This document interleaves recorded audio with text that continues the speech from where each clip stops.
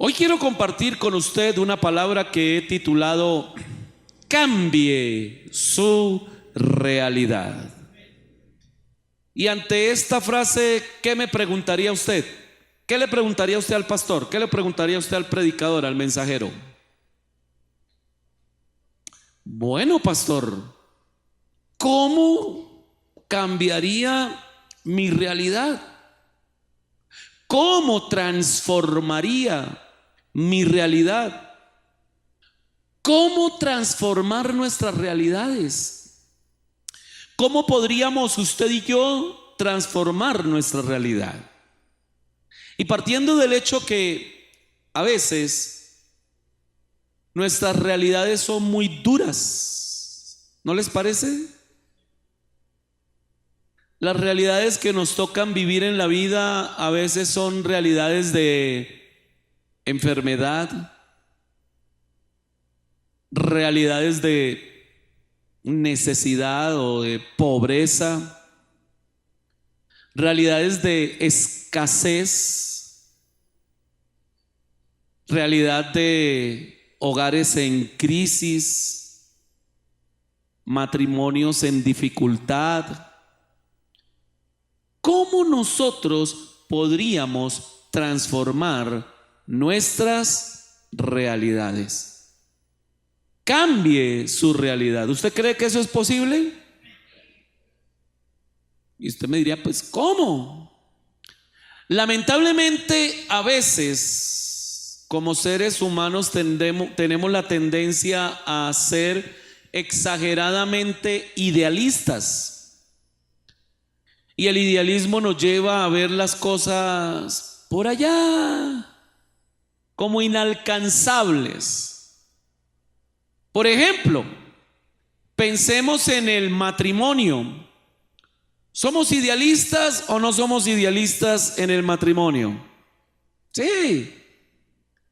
Y de manera particular, no exclusiva, no siempre, pero de manera muy particular, las hermanas tienen esa tendencia a ser idealistas con el matrimonio, porque fueron alimentadas con los cuentos de los hermanos Grimm, con las novelas mexicanas, las novelas colombianas. Bueno, estas sí no, hace muchos años que no se ven, las novelas de Corín Tellado. Para algunos esa palabra, eso es, ¿eso qué es? Pero ¿cómo terminaban o cómo decían esas novelas, esos cuentos? Y fueron felices para siempre, fin. Entonces como que uno tiene el ideal, y hay parejas que cuando están de novios sienten maripositas en el estómago. Pero cuando ya están casados, esas maripositas se vuelven dragones escupefuego. Y ahora es, ay, hágame el favor y me alcanza el medicamento porque, ay. Sí, hermano, la realidad, esa es la realidad hoy. Así que yo quiero que pensemos, bueno, pero ¿cómo cambiamos nuestra realidad? Cambie su realidad. ¿De qué manera? Porque cuando éramos novios suspirábamos, ¿no?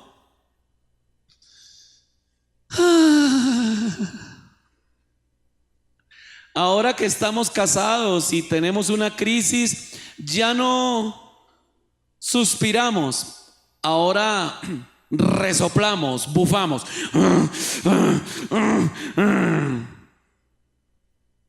¿Cómo transformar, cómo cambiar nuestra realidad? Y le quiero invitar a abrir su Biblia o aprender su Biblia, ¿no? Acuérdese que ahora es así, ¿no? Vamos a aprender nuestra Biblia, su celular, su tableta. Quiero invitarle a abrir su Biblia, la palabra del Señor en el Evangelio de Juan, capítulo número 2. Versículo 1 en adelante. Hay un error en la pantalla, coloqué Juan 1, perdóneme por favor. Es la hora de la madrugada en la que lo coloqué, entonces Juan capítulo 2, versículo 1 en adelante. Y este texto es un texto muy conocido, lo hemos oído, lo hemos leído, es un texto muy famoso. Algunos lo conocen como el texto de las bodas de Caná. Dice así la palabra del Señor: al tercer día se hicieron unas bodas en Caná de Galilea, y estaba allí la madre de Jesús, y fueron también invitados a las bodas Jesús y sus discípulos. Y faltando el vino, la madre de Jesús le dijo: no tienen vino.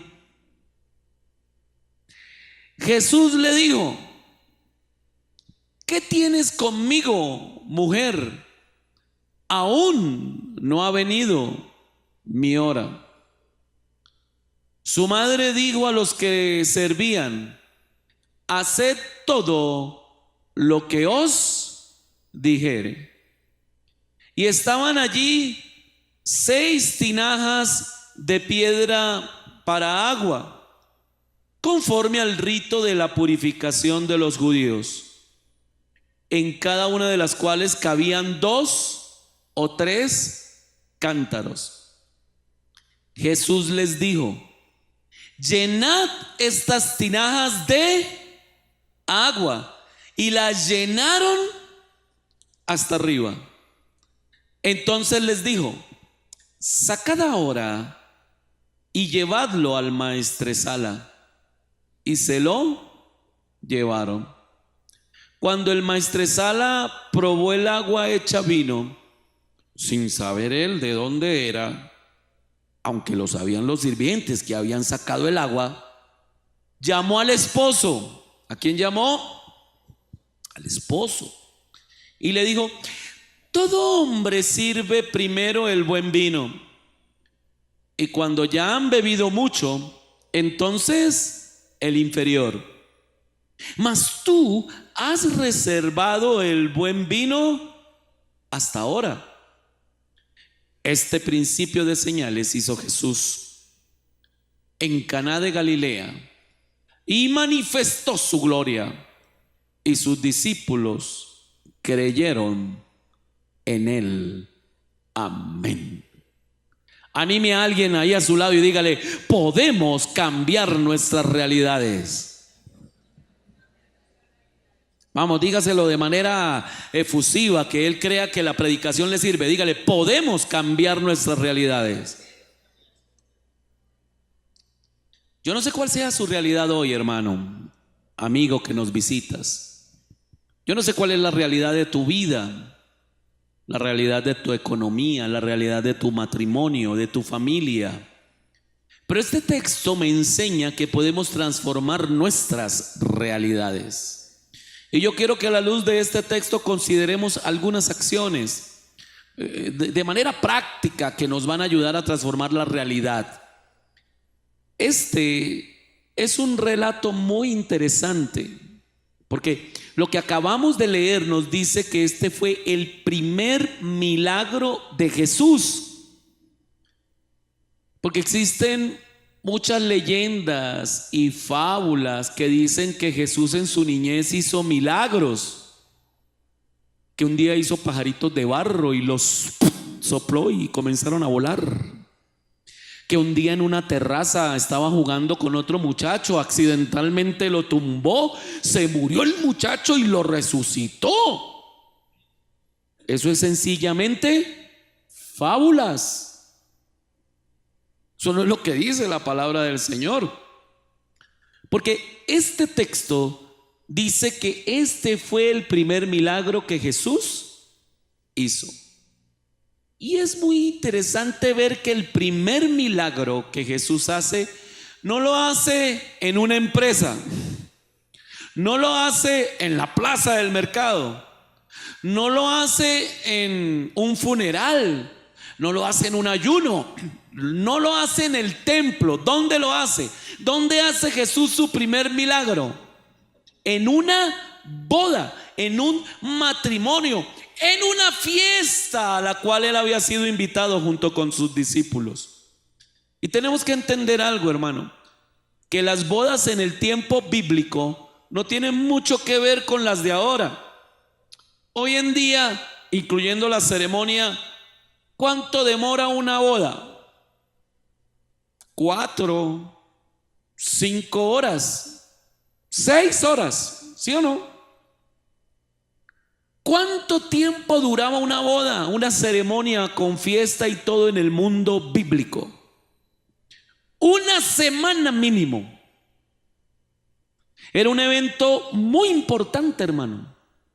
Mi esposa, cuando está preparando a alguien para casarse, una de las cosas que le dice, porque es que lo primero que le dicen a uno los que se van a casar es: es que sin plata, es que no hay plata para esto, es que no hay plata para aquello. Mi esposa dice: concentradita, mamita, concentradito, papito, mire, a lo que vamos, no le quite lo especial del asunto, ustedes se van a casar. Y para el pueblo judío para el pueblo del tiempo bíblico, esto era muy importante, era maravilloso. Y este evento empezaba cuando el novio iba a la casa de la novia. Eso era el primer día. Esta novia tenía una corte, y en medio de una procesión de bailes y danzas, la novia era llevada por esa corte a la casa del novio, quien era el anfitrión, y pagaba todo el gasto de matrimonio. Yo tengo 2 hijas, y ahora el que le toca es al suegro, al papá. Yo como que estoy pensando que se revalúe, que sea mejor esto, ¿sí o no? Pero esa era la costumbre. Era una fiesta que duraba por lo menos una semana. Lo que dice este texto es que fueron invitados Jesús y sus discípulos. ¿Y qué dijo Jesús cuando le llegó la invitación por WhatsApp? Dejó en visto. Al rato contestó y dijo: qué pena, tengo que ir a predicar, no tengo tiempo para fiestas. ¿Eso hizo Jesús? ¿Qué hizo Jesús? Fue. Y a mí, yo no sé si a usted le llama la atención esto, hermano, pero a mí me emociona saber que Jesús hace parte de nuestras alegrías. Jesús hace parte de mi fiesta. Porque a veces se concibe la vida cristiana como si fuera algo medio amargado, medio amargo. Y yo me pregunto, ¿dónde está el fruto del Espíritu? La palabra de Dios dice que el fruto del Espíritu es amor, gozo.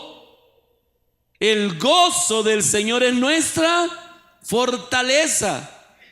A mí me alegra saber que yo tengo un Dios que participa de nuestras fiestas, que cuando estamos alegres Él está ahí, que cuando estamos felices Él está ahí, que cuando usted compró esa casa Él estaba ahí. Él se alegra con nosotros. Jesús está ahí. Una fiesta que probablemente va a durar mínimo una semana.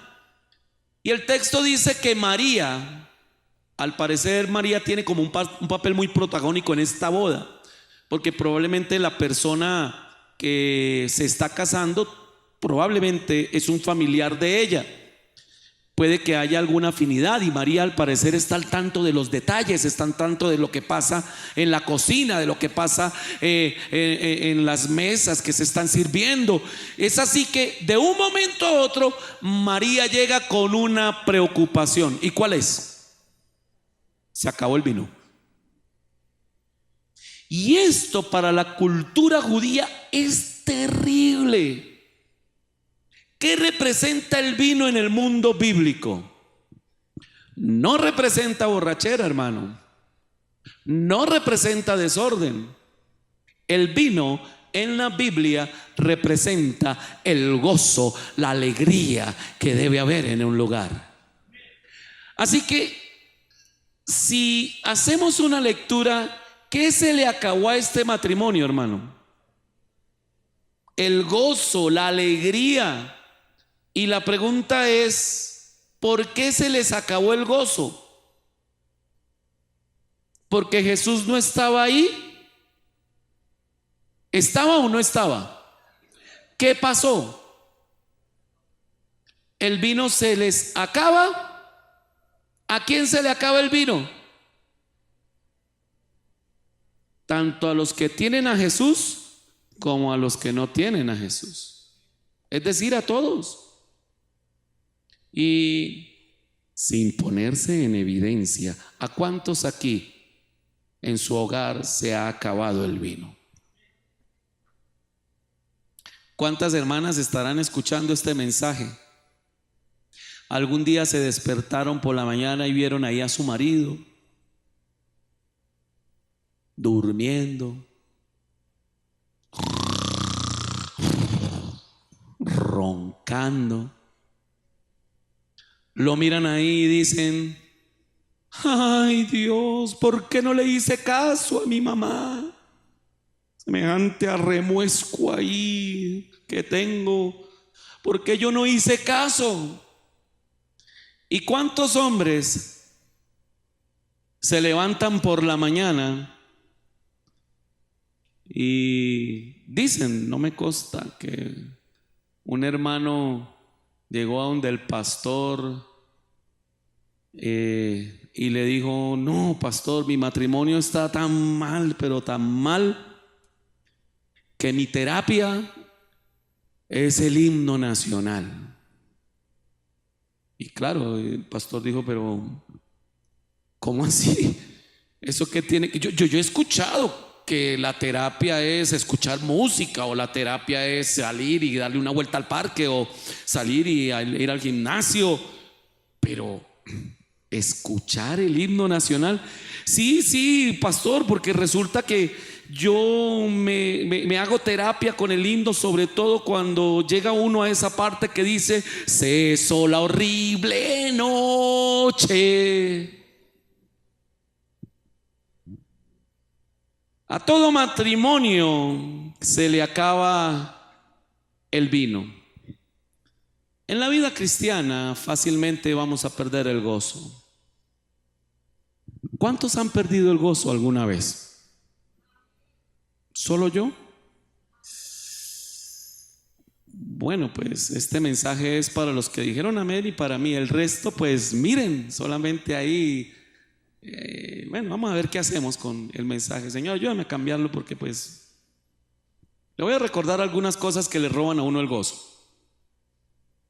Estás muy alentado, muy sano, y de repente en un chequeo médico de rutina, ¿qué te dice el médico? Este es el dictamen. Tienes esta enfermedad y con ella vas a morir hasta el último de tus días. Y cuando escuchas esto, ¿qué pierdes? ¿Qué dices tú? El vino se acabó. Ya no puedo comer esto, ya no puedo comer aquello, ya no puedo caminar así, ya no puedo andar para allá. Has trabajado durante tantos años para una empresa, muy fiel, muy juicioso para esa empresa, y el día menos pensado te pasan una carta de despido. ¿Qué se le acabó en ese momento? El vino. Se acabó la alegría. Esa mujer que descubre que el esposo le está siendo infiel, ese al que le ha entregado sus mejores años de vida, y peor aún, la ha abandonado. Se acabó el vino.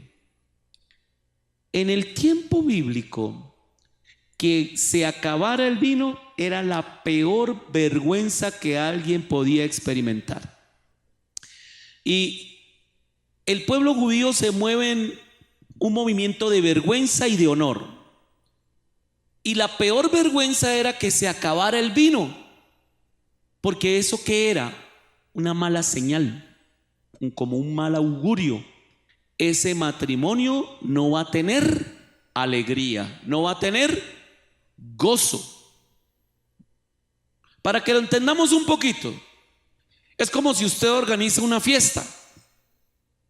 Tiene ahí el salón y de repente medio salón se le acabó a usted la torta. Y usted voltea a mirar, ¿y qué pasó? No sé, mire, hasta este medio salón alcanzó para el medio salón de allá. No, ¿y qué? ¿Cómo hacemos? Entonces usted sale y se dirige al medio salón que está sin torta y les dice: tranquilos, mire, qué pena con ustedes, se me acabó la torta, pero ya lo arreglamos, mandamos a traer unos chocorramos y ahorita comenzamos a repartir de nuevo. O comienzan a repartir la lechona en la fiesta. Y de repente, al principio, quien estaba repartiendo la lechona fue muy generoso en repartirla. Y cuando se dan cuenta, un pocotón de gente falta para repartir lechona. Y cuando voltean a mirar aquí, ya no hay lechona. Y usted sale y dice: mire, qué pena con ustedes, por favor discúlpenme, ya pusimos a hacer arroz, eso lo revolvemos con huevito batido y eso queda, mire. ¿Cómo se sentiría usted, hermano? Eso es vergonzoso. Además que existen indicios muy serios cuando uno estudia la palabra de Dios, que no solo era cuestión de vergüenza, sino que era algo jurídico. Es decir, al novio lo podían demandar por el acto de no tener vino. Así que lo que hay aquí es un tremendo problema. Y eso nos lleva al primer pensamiento de esta mañana. Si nosotros queremos cambiar nuestra realidad, lo primero que tenemos que hacer es enfrentar la vida. ¿Por qué? Porque a veces creemos que la vida es solo fiesta. La vida es un carnaval, dijo por ahí una cantante centroamericana. Y entonces a veces llegamos al evangelio y llegamos con esa mentalidad. No, eso ahora que tenemos a Cristo, ¿cómo va a ser nuestra vida? Felices por siempre. Y fueron felices para siempre. Fin. Y es así. Otros, ahora sí tenemos a Cristo, y algunos como que han estado escuchando la herejía: você pare de sufrir. Y dicen: claro, cuando uno sigue a Cristo para de sufrir. Pues no. Cristo nunca nos dijo pare de sufrir, nos dijo pare de pecar. ¿O no?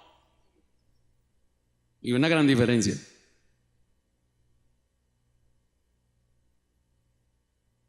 La vida es una vida de altos y bajos.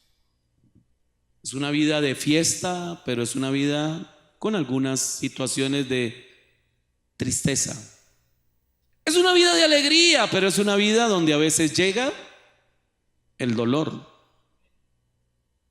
Seguir a Cristo, hermano, no garantiza que no vamos a tener problemas. Pero hay algo de lo que sí podemos estar seguros, y es que aun con fiesta, aun con tristeza, venga lo que se venga, Cristo va a estar con nosotros. Y si Él está con nosotros, podemos enfrentar la vida. Así que se acaba el vino y llega María donde Jesús. ¿Y qué le dice? No tienen vino. ¿Y cómo responde Jesús? Es una respuesta que algunos han interpretado como un poco brusca, como grosera, como desatenta de parte de Jesús. Porque, ¿qué le dice Jesús? ¿Qué tienes conmigo, mujer? Aún no ha venido mi hora. Porque da la impresión que Jesús está diciendo, ¿y a nosotros qué? ¿Eso qué nos importa? Mire, nosotros al fin y al cabo, ¿qué somos aquí? Invitados. Pues si se acaba, pues nos vamos para un Calibea, ya llegamos, compramos pollito y comemos. ¿Cuál es el problema? Y como que a Jesús ese problema de que se le acabó el vino no le importa. ¿Cuántas veces, hermanos, a nosotros en medio de una crisis, en medio de una situación difícil, nos ha dado la impresión de que nuestro problema a Jesús no le importa? ¿Cuántas veces en nuestras crisis oramos y le decimos: Señor, ¿dónde estás? Señor, pero ¿será que tú sí me oyes? Porque a mí me da la impresión de que no. Me da la impresión de que como que te has olvidado de mí. ¿Tienes algo contra mí? Nos da esa impresión. Y aquí da esa impresión. Se acabó el vino. Jesús dice: ¿y eso a mí qué me interesa? Ese no es problema de nosotros. Aún no ha llegado mi hora. Aún no ha venido el momento en que se revele o que se sepa que yo soy el Mesías. Pero mire, hermano, la verdad no es esa. A Jesús sí le interesa lo que está pasando en esa fiesta, y a Jesús sí le interesa lo que está pasando en tu vida hoy. Tus problemas son importantes para el Rey. Claro que sí, hermano. Ese problema y esa crisis que usted tiene, a Él sí le importan. Y en el texto bíblico es lo que vamos a ver: cómo el Señor no es indiferente. Mire, el Señor decide intervenir, decide actuar. María, que al parecer para ese tiempo ya es viuda y que el apoyo de ella está en su hijo mayor, o sea, en Jesús, pues va donde Él, toma la iniciativa, porque probablemente ella es de las que está organizando la fiesta y muy confiada. ¿Qué le dice a los siervos? Versículo número 5, vamos allí. Su madre dijo a los que servían, ¿qué les dijo? La Nueva Versión Internacional en este texto dice: hagan lo que Él les ordene. Y a mis amigos católicos, porque yo tengo amigos católicos, les digo: este es el único mandato en toda la Biblia que María dejó. ¿Y qué dijo María? Hagan todo lo que Jesús les ordenó. Por eso, hermano, yo les animo a que ustedes sean buenos católicos. Ay, sí, así por ahí abajo está diciéndome: no, tranquilo, hermano, sea buen católico, porque finalmente un buen católico terminará siendo un buen cristiano que hace todo lo que Jesús ordena. Bueno, tan poquitos son católicos aquí, pero bueno, hagan todo lo que Él les ordene. Y qué interesante, hermano, tenemos que usar la imaginación. Póngase a pensar en esto. Imagínese esto, imagínese. Jesús sale de la sala de invitados, de donde está la fiesta. ¿Y a dónde cree que se dirige? A la cocina. Dígale a que está al lado: si vienes a Jesús, se te va a meter a la cocina. Vamos, dígaselo: si vienes a Jesús, se te va a meter hasta la cocina. Y allí llega a la cocina y María le dice a los criados: hagan todo lo que Él les diga. ¿Cuál es el problema? ¿Ya se le olvidó, hermanos? No hay vino. ¿Qué es lo que falta en la fiesta? ¿Y cuál es el insumo principal para elaborar vino? La uva. Así que, a ver, póngase a pensar. Jesús dice, bueno, ¿qué es lo que tienen? Entonces traían como unas jarras gigantes.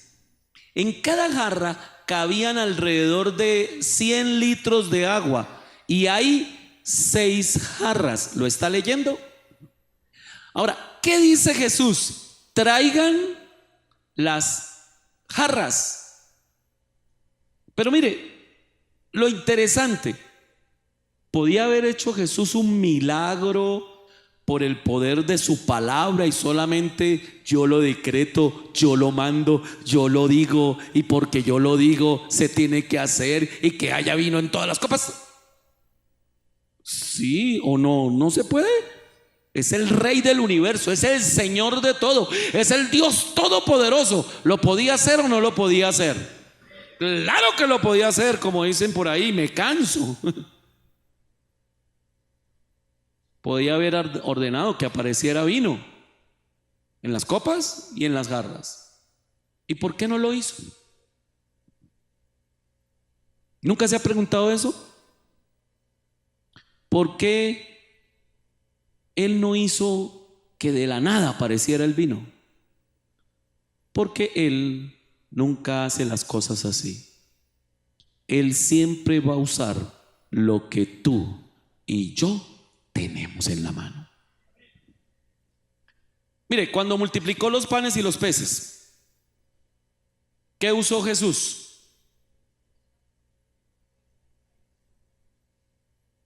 Usó lo que había ahí, lo que ellos tenían.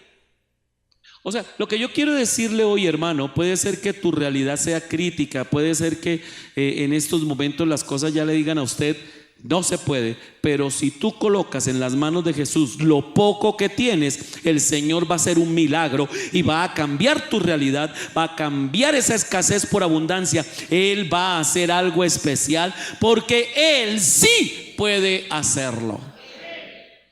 Así que decide usar lo que ellos tienen en la mano.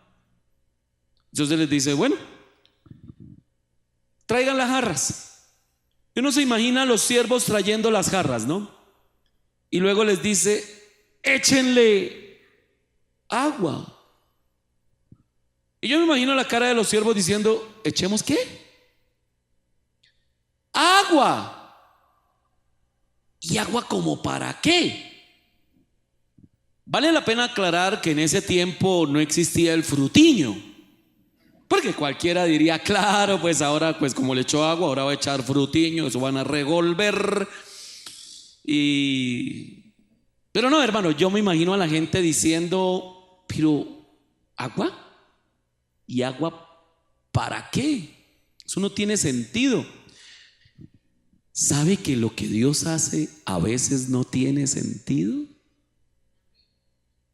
Que uno dice, Dios, pero ¿qué estás haciendo?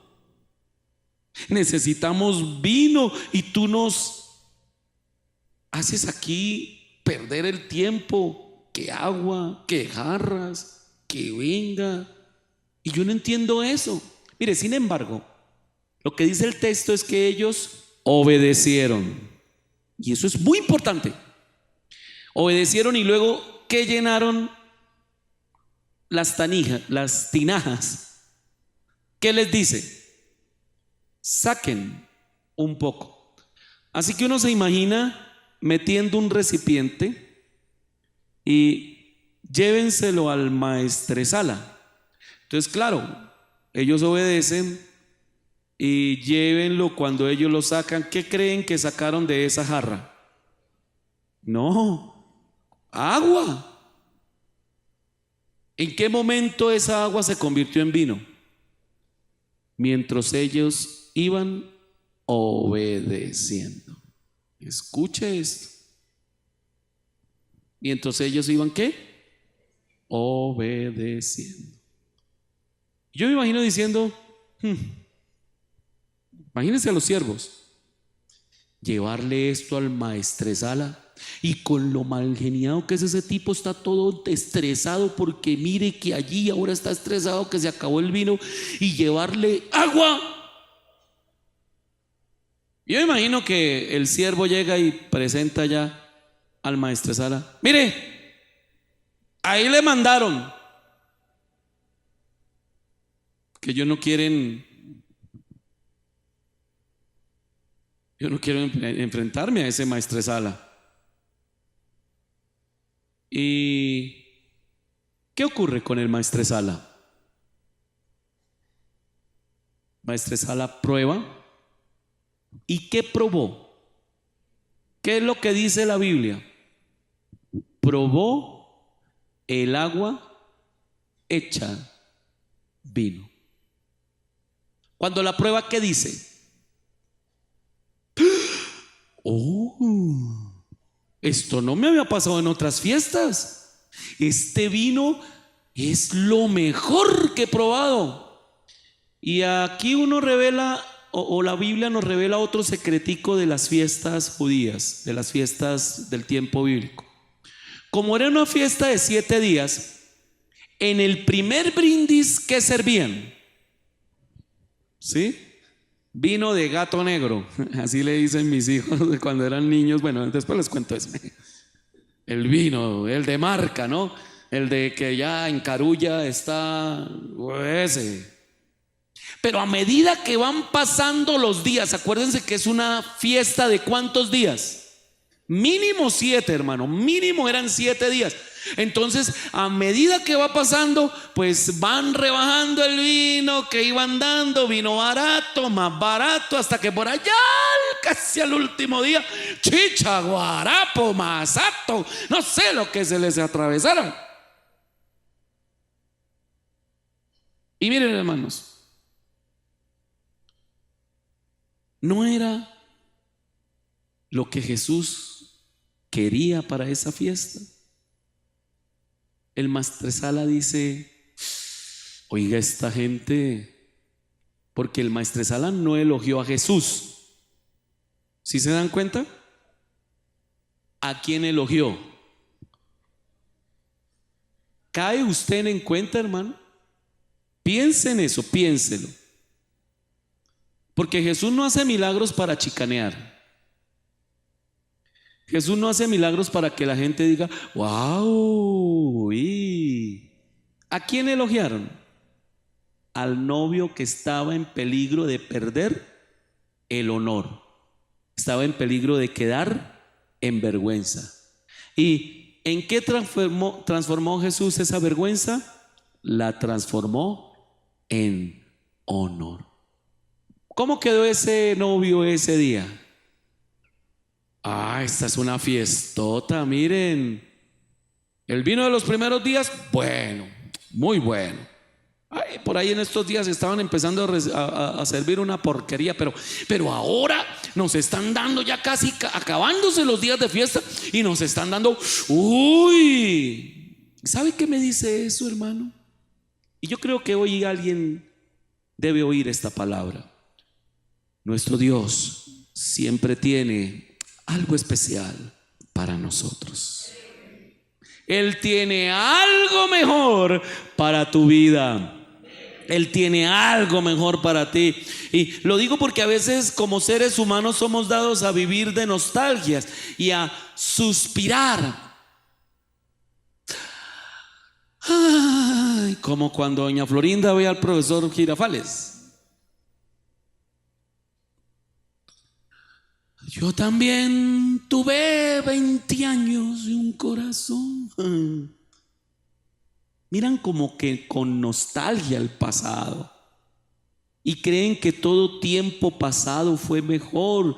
Creen que el tiempo de su matrimonio fue mejor atrás, que el mejor tiempo de sus vidas fue por allá atrás. Y en esta mañana le voy a decir algo: en Cristo siempre lo mejor está por venir. Se lo voy a decir otra vez. Lo mejor está por venir. Aleluya. Aleluya. ¿Qué tenemos que aprender? Escuche esto. Tenemos, segundo, para cambiar nuestra realidad, tenemos que aprender a esperar en Dios. Tenemos que aprender a esperar en Dios. Miren que aquí cuando falta el vino, Jesús pudo haber hecho chasquear los dedos y aparezca el vino. Pero hubo ¿qué? Un proceso, una espera. ¿Y qué es lo que más nos cuesta a nosotros? Porque como que queremos que Dios obre, pero ya lo veo, a ver, paisano, lo veo moviéndose. Y hay cristianos así. ¿Por qué tengo que esperar? Y le cuento malas noticias en esta mañana. Y es que en el cielo no hay relojes. ¿Me escuchó? Allá es la eternidad. Entonces para nosotros es mucho tiempo, pero como Dios vive en un eterno presente, Él no está angustiado, Él no está estresado, Él está tranquilo. Y tenemos que aprender a esperar en Dios.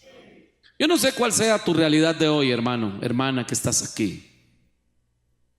Yo no sé cuál sea tu problema, no sé cuánto tiempo ya has tenido que esperar, pero lo que sí sé es que en mi Biblia dice que nuestro Dios nunca llega tarde.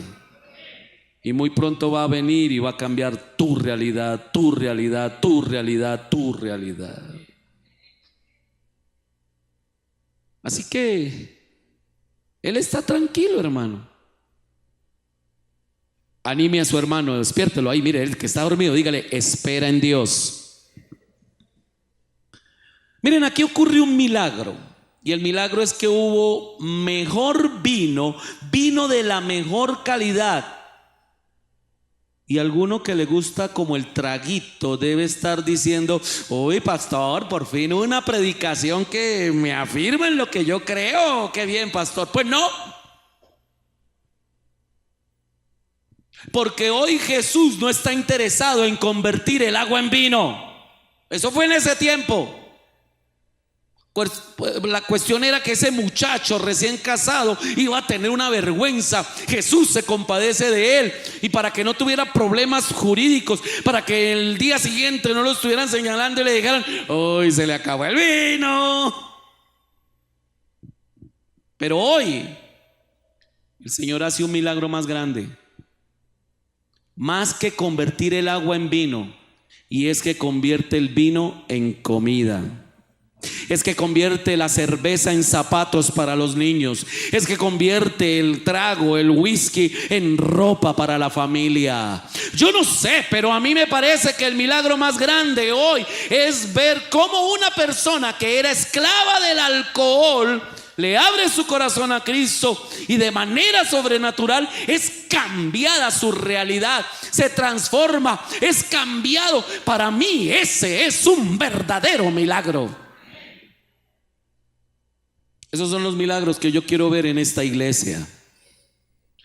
Verlos, hermano. Porque yo le digo esto, porque si no entendemos esto, usted vino a esta predicación y va a quedar igual que como entró. Algunos dirán, ay, tan bonito, Jesús convirtió el agua en vino. Y solo para que sienta usted lástima por esos, coloque en internet, pastor convierte el agua en vino, y los videos son así, hermano. Vaya, usted que le gusta ver porquerías en internet, vaya, vea esa porquería. Ay, tan lindo, convirtió el agua en vino. Y algunos se irán hoy para la casa diciendo, uy, ven, vamos a ver, venga, Señor, conviértelo en vino, conviértelo en vino, conviértelo en vino, por favor, conviértelo en vino. Si nos quedamos con esto del mensaje, hermano, y tenemos que entender a la luz de la Biblia algunas cosas. Primera cosa, ¿para qué hace Jesús un milagro? Primero, siempre que Jesús hizo un milagro, lo hizo para suplir una necesidad. Él no lo hace por exhibicionismo. Él no lo hace para que se luzca a él y para que la gente dijera, uy, como hoy en día algunos predicadores. Él lo hacía para suplir una necesidad. Miren, yo me he preguntado a mí mismo, oiga, a mí mismo, si realmente hay alguien que tiene don de sanidad, ¿qué debería hacer? ¿Un culto de milagros? Mire, hermano, si en esta iglesia detecto que hay alguien que tiene el don de sanidad, prepárese, porque lo voy a mandar a los hospitales de esta ciudad. Allá es donde la gente está necesitándolo. Pero la pregunta es ¿qué queremos? ¿Lucirnos o suplir una necesidad? Lo segundo, hermano, lo que yo veo, que yo entiendo de los milagros de Jesús, es que los milagros de Jesús siempre son para resolver un problema, pero un problema grande. Siempre. Y Señor, se los digo, sí, ¿estás seguro? Sí. Bueno. ¿Cuántos quieren ver milagros grandes continuamente? Piénselo bien, le estoy hablando de la palabra y usted como que no me quiere entender en esta mañana. ¿Cuántos quieren ver milagros? Cuando usted dice que quiere ver milagros, está diciendo, Señor, mándame problemas gigantescos.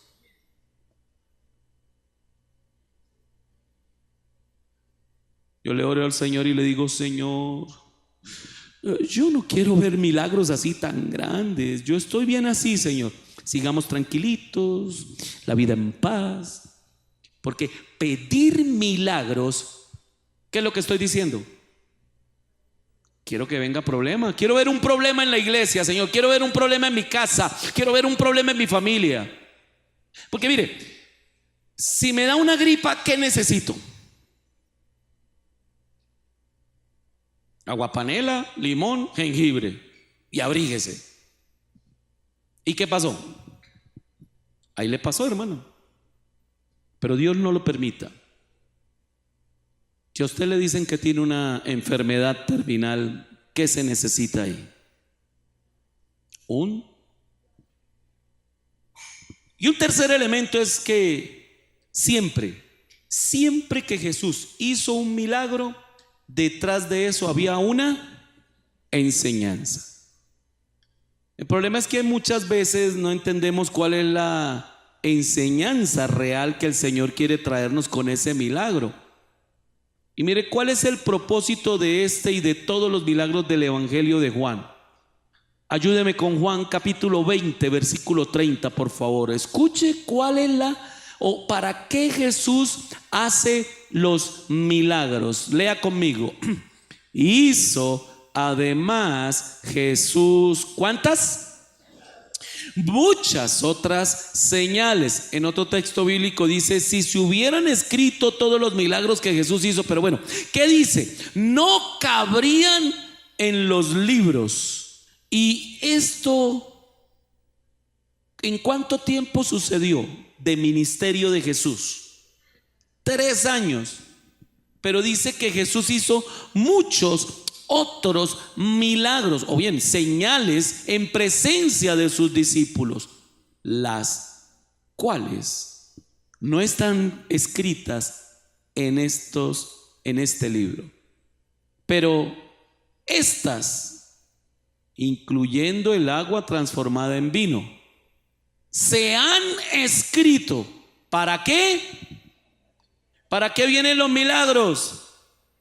Para que la gente crea que Jesús es el Cristo. Así que yo como siervo de Dios tengo que hacer milagros, tengo el don de hacer milagros. Y cada día que la gente me ve haciendo un milagro, quiero que crea en Cristo Jesús. No que crea en mí, no que se fije en mí, no que me exalten a mí, no que me busquen a mí. No, si es así, estoy haciendo mal la tarea. ¿Cuál es la tarea de los milagros? Que la gente no es que crea en el predicador, en el evangelista. Traemos un evangelista, milagros, se lo traemos, se lo amarramos a la cama, se lo tenemos, que no se le vaya de su lado. Es pura brujería, hermano, pura hechicería. Eso está mal. Y no es simplemente, hermano, un milagro por hacer un milagro.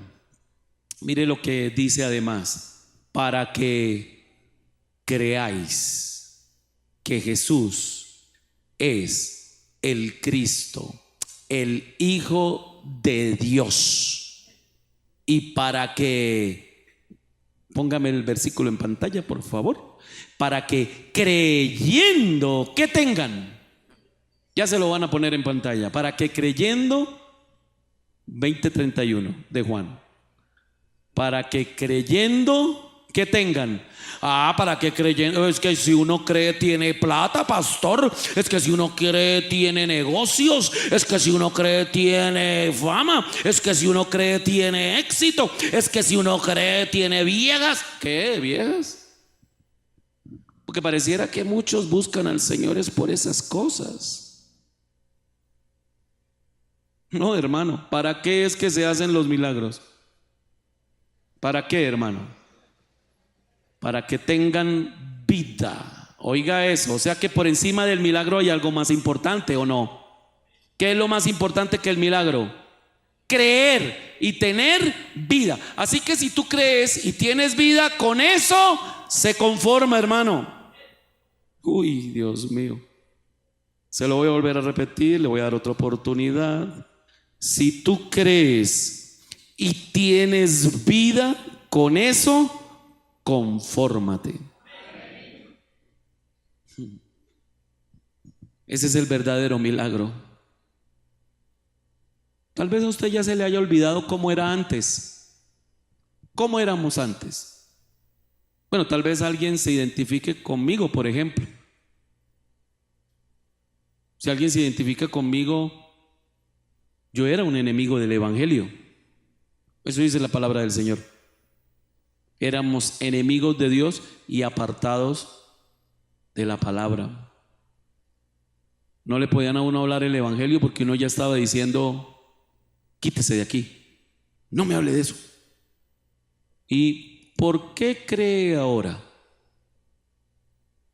Eso es un milagro.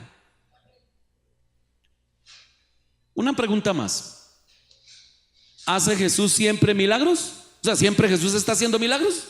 Milagros, milagros, milagros, ¿sí? No, ¿por qué?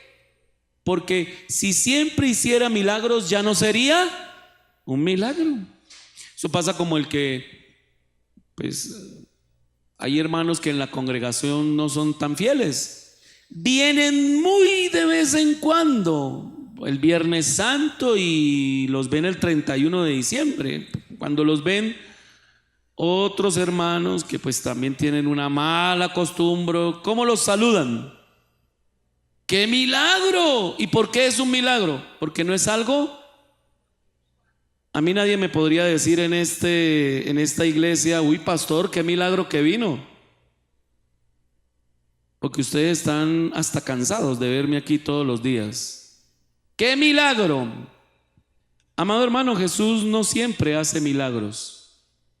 Y quiero que entendamos que si algún día llegan los problemas, que si algún día llegan las dificultades, si algún día dan un diagnóstico que tú no esperabas, que si algún día se cierran las puertas, nos echan de la empresa, quiero decirle que si tenemos a Cristo, tenemos esperanza.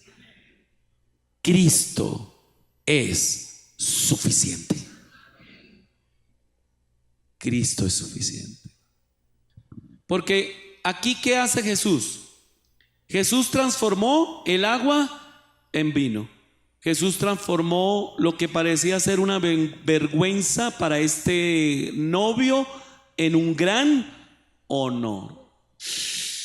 Oiga, este novio, se fajó, guardó el mejor vino para el final, porque Jesús es experto en cambiar todo. Jesús es experto en transformarlo todo.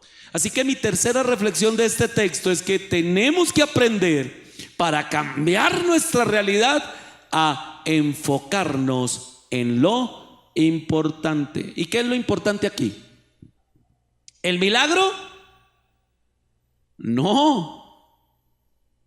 Si usted es un adicto a los milagros, se la pasa corriendo donde quiera que le dicen: ay, mire, allí está el evangelista tal, ay, mire que allí está el predicador tal, ay, que vaya aquí, ay, que vaya allá, ay, que vaya. Mire, el problema que usted tiene es que usted no ha creído. Usted es un cristiano inmaduro. Usted no ha crecido espiritualmente. ¿Cuál es el milagro más grande, iglesia? Ya se lo dije: creer en Cristo. Porque al creer en Cristo, ¿qué tenemos? La vida eterna. Mire, yo le pregunto algo. ¿Qué pasó con el vino? ¿No se han hecho esa pregunta? Oye, ¿qué pasó con el vino? Ese vino milagroso hecho por Jesús se acabó, hermano. Se lo tomaron, se lo bebieron. Si acaso aguantó para la fiesta, pero al final, ¿qué?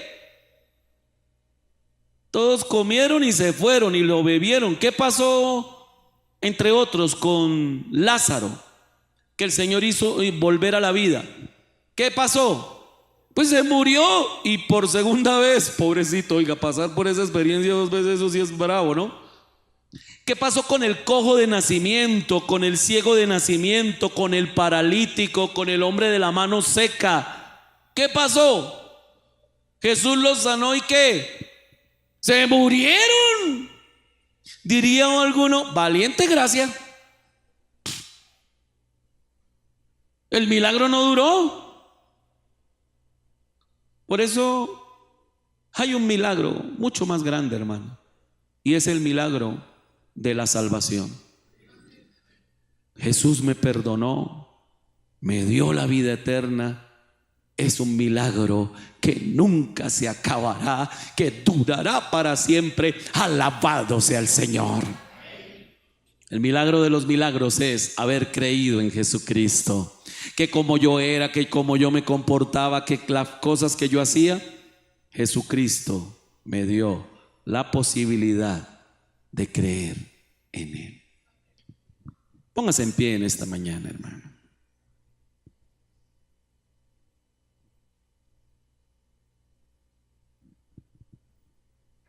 ¿Sabe cuáles son las personas más claves, además de Jesús, en este milagro?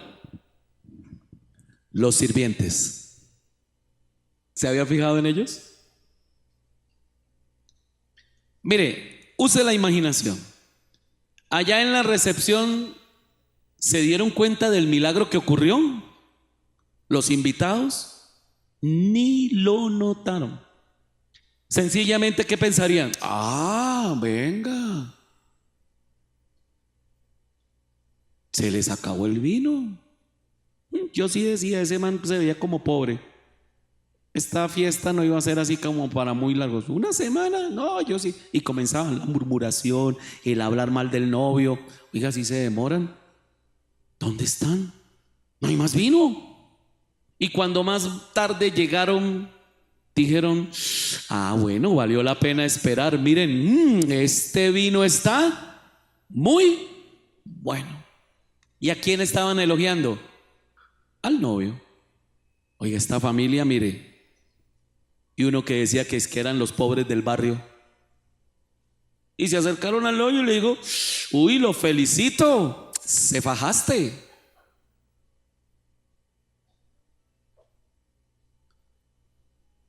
Cuando el director de la ceremonia, el maestresala, lo supo, él lo probó y ¿qué dijo? ¿Qué dijo? ¿Quiénes supieron este milagro?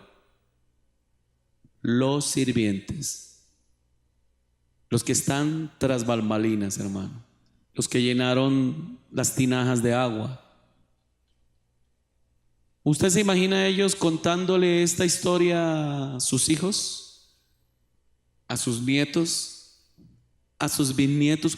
Una noche nos contrataron como sirvientes en una boda que parecía que era muy normal y se acabó el vino. Y habiéndose acabado el vino, ustedes ni se imaginan qué pasó. Un hombre, un tipo ahí entró que le decían Jesús.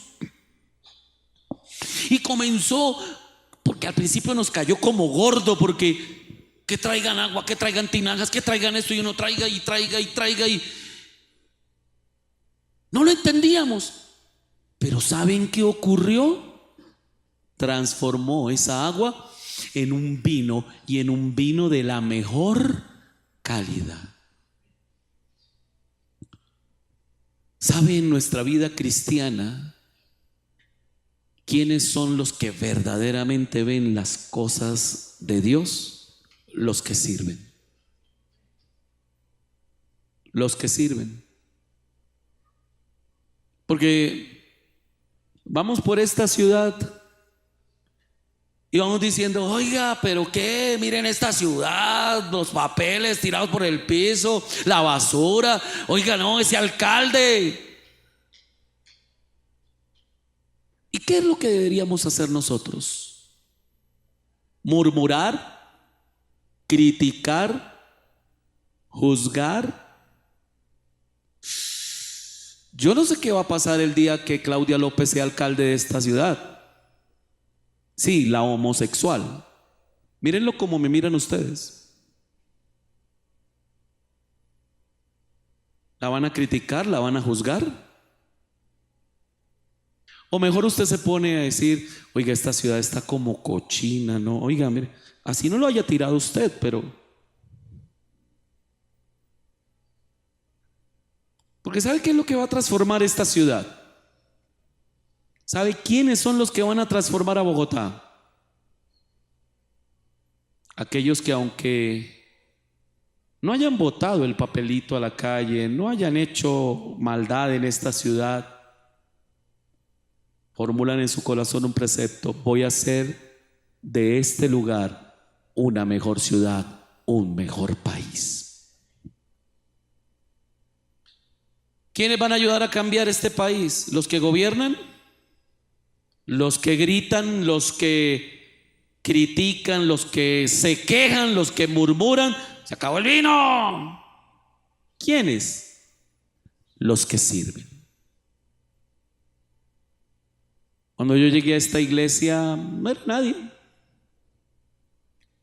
De verdad, hermano, yo no me imaginé que fuera a estar algún día aquí en este lugar hablando de su preciosa palabra.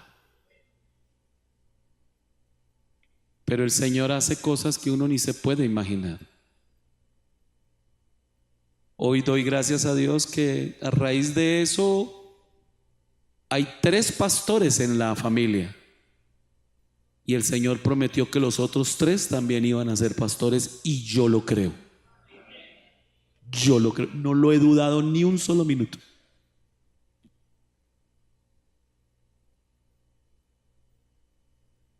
He aprendido a enfrentar la vida,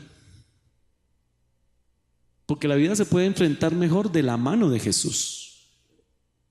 He aprendido a esperar en Dios, porque nuestro Dios nunca llega tarde.